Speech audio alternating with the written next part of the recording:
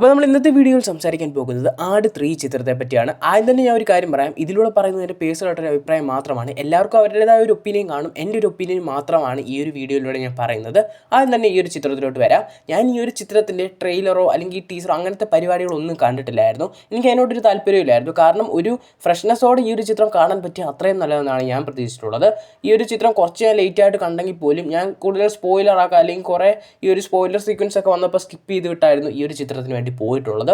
അങ്ങനെ ഞാൻ കണ്ടപ്പോഴാണോ അല്ലെങ്കിൽ ആ ഒരു ട്രെയിലർ കാണാത്തതുകൊണ്ടാണോ എന്ന് എനിക്കറിയില്ല, എനിക്ക് ഈ ഒരു ചിത്രത്തിൻ്റെ ഫസ്റ്റ് ഹാഫ് എനിക്ക് ഒട്ടും വർക്കായിട്ടില്ലായിരുന്നു. ആദ്യം തന്നെ വർക്കാവാത്ത റീസൺസ് തന്നെ പറയാം. ഈ ഒരു ചിത്രത്തിൻ്റെ കളർ ഗ്രേഡിങ് തൊട്ടായിരുന്നു എനിക്ക് ഈ ഒരു ചിത്രത്തിലോട്ട് ഫുള്ളി കണക്റ്റ് ആവാതെ പോയത്. ഫസ്റ്റിലും സെക്കൻഡിലും ഒക്കെ കണ്ട് നമ്മളൊരു കളർ ഗ്രേഡിങ്ങും ആ ഒരു നമ്മൾ പാപ്പനെ പിള്ളേരെയൊക്കെ കണ്ടിട്ടുള്ള ഒരു ഫ്രെയിം ഉണ്ടായിരുന്നു. അതിൽ നിന്ന് എന്തെങ്കിലും ഡിഫറൻ്റ് ആയിട്ടൊരു കളർ ഗ്രേഡിങ്ങും കാര്യങ്ങളും ഒക്കെ കൊടുത്തു വന്നപ്പോൾ തന്നെ എനിക്കെന്തോ അത് ഇഷ്ടപ്പെട്ടില്ല. പിന്നെ അടുത്ത കാര്യം എന്ന് പറയുകയാണെങ്കിൽ നമ്മൾ ഈ പഴയ കാലഘട്ടത്തിൽ നടക്കുന്ന കുറേ കാര്യങ്ങൾ കൂടുതലായിട്ടും ഈ ഒരു ചിത്രത്തിൽ കാണിച്ചുകൊണ്ടൊക്കെ തന്നെ അവിടെയും കോമഡീസും കാര്യങ്ങളും ഒക്കെ തന്നെ ഉണ്ടെങ്കിൽ നമ്മളൊരു എൻ്റർടൈൻമെൻറ്റ് അല്ലെങ്കിൽ ആട് 1 ഉം 2 ഒക്കെ പ്രതീക്ഷിച്ച് കണ്ട ഒരാൾക്ക് എന്ന് പറഞ്ഞാൽ ആ ഒരു ടീം തന്നെ പറഞ്ഞിട്ടുണ്ടായിരുന്നു ആട് 1 ഉം 2 പോലെ അല്ല 3 എൻ്റെ ഡിഫറൻ്റ് ആണെന്ന്. എങ്കിൽ പോലും അതേ ക്യാരക്ടേഴ്സിനെ പ്ലേസ് ചെയ്യുമ്പോൾ നമ്മൾ ആ ഒരു സെക്കൻഡിലെങ്കിലും നമ്മൾ ആ ഒരു കോമഡീസും കാര്യങ്ങളും തന്നെ എക്സ്പെക്റ്റ് ചെയ്യും. പക്ഷേ ആ ഫസ്റ്റ് ഹാഫിൽ അത്രയും കോമഡീസും കാര്യങ്ങളും ഒക്കെ തന്ന ഒരു എൻ്റർടൈൻമെൻ്റ് ആക്കി പോകാൻ എനിക്ക് എന്തോ ഈ ഒരു ചിത്രത്തിന് പറ്റിയില്ലായിരുന്നു. ഇത്രയും ബഡ്ജറ്റ് ഇറക്കി കളിച്ച ഒരു ചിത്രത്തെ പറ്റി ഒരു ഫസ്റ്റ് ഹാഫിന് ഈ ഒരു കാര്യം കൊണ്ട് എൻ്റർടൈൻമെൻറ്റ് ആക്കിയില്ല എന്ന് പറഞ്ഞാൽ നെഗറ്റീവായിട്ട് ഒരിക്കലും തള്ളിക്കളയാൻ പറ്റില്ല. എടുത്തു പറയേണ്ട ഒരുപാട് കാര്യങ്ങളുണ്ട്. ഈ ഒരു ചിത്രത്തിലെ ടെക്നീഷ്യൻസ് ആയാലും ഓരോ ഫ്രെയിം ഷോട്ട് ഓരോ കാര്യം എന്ന് പറഞ്ഞാൽ പൈസ ഇറക്കി തന്നെ കളിച്ചിട്ടുണ്ട്. നമുക്ക് ആ ഒരു ഫസ്റ്റ് ഹാഫ് കാണുമ്പോൾ തന്നെ മനസ്സിലാവും. കാരണം പഴയ കാലത്തെ ആ രീതികളും ആ ഒരു സെറ്റിടലും കൂടാതെ ഇതിലുള്ള ആക്ടേഴ്സിനെയാണ് എടുത്തു പറയേണ്ടത്. ആ ഒരു ഫസ്റ്റ് പാർട്ടിലും സെക്കൻഡ് പാർട്ടിലും ഒക്കെ തന്നെ കാണിച്ചുള്ള അതേ ഒരു ക്യാരക്ടറൈസേഷൻ ഒരു പടി പോലും താഴെ പോവാതെ അതേ മീറ്റർ പിടിച്ച് ഈ ഒരു ചിത്രത്തിൽ നമുക്ക് കാണാൻ സാധിക്കുന്നുണ്ട്.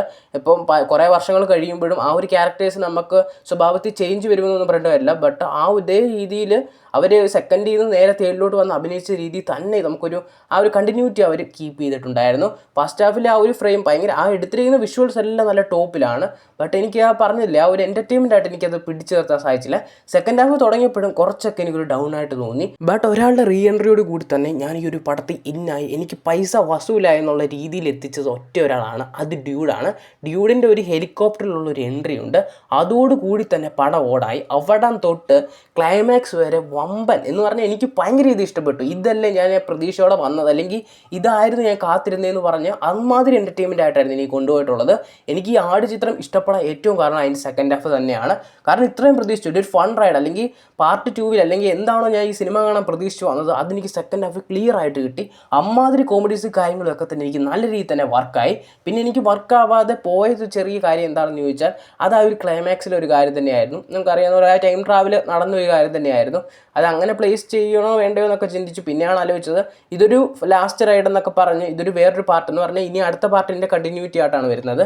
എപ്പോഴും നമ്മൾ കണ്ടുമടുത്ത ടെംപ്ലേറ്റ് മാത്രം പോരല്ലോ, കുറച്ച് എന്തെങ്കിലും ഡിഫറൻ്റ് ആയിട്ടുള്ള ടെംപ്ലേറ്റ് സിനിമകൾ വരുമ്പോൾ അത് നമ്മൾ അക്സെപ്റ്റ് ചെയ്യണം. ഇപ്പോൾ ഈ രീതിയിലുള്ളൊരു പടം ആയതുകൊണ്ടാണ് ഇപ്പോഴത്തെ കാലത്ത് ഇതുപോലൊരു പടം വന്നുകൊണ്ടാണ് ഇത്രയും വലിയൊരു ഹിറ്റായത്. ഈ ഒരു പടമൊക്കെ ഇപ്പോൾ നേരത്തെ പുറത്തിറങ്ങിയിരുന്നെങ്കിൽ വമ്പം പൊട്ടലാനെ പൊട്ടുവാരെന്ന് എനിക്ക് തോന്നിയിട്ടുണ്ട്. കാരണം അന്നത്തെ ആൾക്കാർ ഇതുപോലുള്ളൊരു സിനിമ അവർക്ക് ഒട്ടും തന്നെ അക്സെപ്റ്റ് ചെയ്യാൻ സാധിക്കില്ല. അതിന് ഏറ്റവും വലിയ ഉദാഹരണമാണ് 24 സിനിമയൊക്കെ ഇറങ്ങിയിട്ട് ഭയങ്കര ഒരു പൊട്ടൽ നടന്നിട്ട് ഇപ്പോൾ ആ സിനിമയ്ക്കുള്ള ഫാൻ ബേസ് വേറെ ലെവൽ തന്നെയാണ്. പിന്നെ ഈ ഒരു ചിത്രത്തിന് ഭയങ്കര നട്ടല്ല ഈ ഒരു ചിത്രത്തെ പിടിച്ചു നിർത്തിയ ഒരാളുണ്ടായിരുന്നു ഷാൻ റഹ്മാൻ. കാരണം ഈ ഒരു പടത്തിലെ പലവരുടെ ഇൻട്രോസിലൊക്കെ ആ ഒരു പഴയ ബീജിയം വെച്ച് പുള്ളി കത്തിച്ച് വിട്ടിട്ടുണ്ട്. അമ്മാതിരി ലെവൽ എനർജിയിലായിരുന്നു ഓരോരുത്തരുടെയും ഓരോ എൻട്രിയിൽ നമുക്ക് കാണാൻ സാധിച്ചുള്ളത്. ടു ബി ഹോണസ്റ്റ്ലി ഞാൻ പറയുകയാണെങ്കിൽ ഒരു ആവറേജ് പടമാണല്ലോ അല്ലെങ്കിൽ പടം പോക്കാണല്ലോ എന്ന് പറഞ്ഞ് ഫസ്റ്റ് ഹാഫിൽ നിർത്തി എന്നെ ഒരു ഫൺ റൈഡ് അല്ലെങ്കിൽ ഒരു ഗ്രാഫ് മണ്ടലോട്ട് പോയൊരു സംഭവം തന്നെയായിരുന്നു ഈ ഒരു ചിത്രത്തിൻ്റെ സെക്കൻഡ് ഹാഫ്. ഒരുപക്ഷെ ആ ഒരു സെക്കൻഡ് ഹാഫ് അതുപോലെ വന്നില്ലായിരുന്നു എനിക്ക് ഒട്ടും വർക്കാവാത്തൊരു ചിത്രം തന്നെ ആയതിനെ ആട് 3.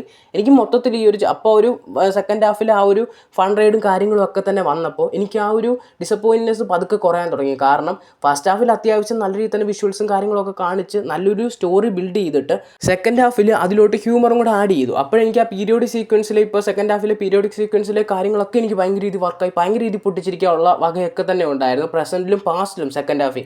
കാരണം ആ രീതിയിൽ ഹ്യൂമറുകളും കാര്യങ്ങളൊക്കെ ഇൻക്ലൂഡ് ചെയ്ത് പക്ക ഒരു എൻ്റർടൈൻമെൻ്റ് ആക്കി തന്നെ ആട് 3 എന്ന ചിത്രം വന്നിട്ടുണ്ടായിരുന്നു. പിന്നെ ഈ ഒരു ചിത്രത്തിൻ്റെ ടീമിനെ കുറ്റം പറഞ്ഞിട്ട് കാര്യമില്ല. കാരണം ഈ ഒരു ടൈമിൽ അല്ലെങ്കിൽ ഇപ്പോഴത്തെ സിറ്റുവേഷനിൽ ഈ ലെവൽ പടമൊക്കെ ഇറക്കിയാലേ ആ ഒരു ചിത്രത്തിന് ബോക്സ് ഓഫീസ് സർവൈവ് ചെയ്യാൻ പറ്റും. കാരണം പഴയ ടെംപ്ലേറ്റ് ആണെങ്കിൽ എല്ലാവരും പറയും ഇത് പഴയ ആട് 2ൻ്റെ അതിലൊരു ടെംപ്ലേറ്റ് അല്ലേ അല്ലെങ്കിൽ ആട് 1ൽ നമ്മളിതൊക്കെ കണ്ടത് തന്നെയാണ്. ഇപ്പോഴും ഈ പണ്ടത്തെ പരിപാടിയും കൊണ്ടൊക്കെ തന്നെ ഇറങ്ങിയിട്ട് വലിയ കാര്യമില്ലെന്ന്. അതുകൊണ്ടാണ് അവർ ഈ ഒരു എൻ്റയർലി ഡിഫറൻ്റ് ആയിട്ടുള്ള ടൈം ട്രാവൽ കോൺസെപ്റ്റ് തന്നെ പിടിച്ച് അത് നല്ല രീതിയിൽ തന്നെ വർക്കാക്കാൻ അവരെയും കൊണ്ട് പറ്റിയെന്ന് എനിക്ക് പേഴ്സണലി തോന്നിയിട്ടുണ്ടായിരുന്നു.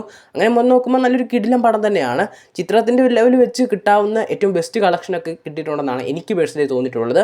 ഇപ്പോൾ ആട് 1ഉം 2ഉം 3ഉം ഇറങ്ങിയെങ്കിലും എനിക്ക് പേഴ്സണൽ ഫേവറേറ്റ് ആയിട്ട് തോന്നിയിട്ടുള്ളത് ആട് 2 തന്നെയായിരുന്നു. എന്തായാലും ഇതിലൂടെ പറഞ്ഞിട്ടുള്ള എൻ്റെ പേഴ്സണായിട്ടൊരു ഒപ്പീനിയൻ മാത്രമാണ്. എന്തായാലും ഈ ഒരു സിനിമയെക്കുറിച്ചുള്ള നിങ്ങളുടെ പേഴ്സണൽ അഭിപ്രായങ്ങളും തീർച്ചയായും കമൻറ്റ് ചെയ്യുക.